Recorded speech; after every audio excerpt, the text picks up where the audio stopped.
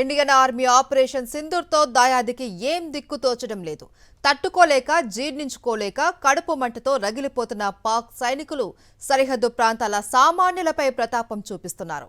కుప్వారా జిల్లాలోని నియంత్రణ రేఖ వెంబడి పాకిస్తాన్ దళాలు కాల్పులకు తెగబడ్డాయి. పదే పదే కాల్పుల విరమణ ఒప్పందాన్ని ఉల్లంఘిస్తూ సామాన్యులపై తెగబడుతుంది.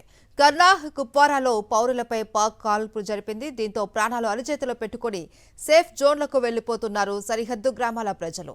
పాక్ సైన్యం కాల్పులను ఇండియన్ ఆర్మీ తిప్పికొడుతుంది. దాయాది కాల్పుల్లో ఓ ఇండియన్ ఆర్మీ జవాన్ మృతి చెందారు.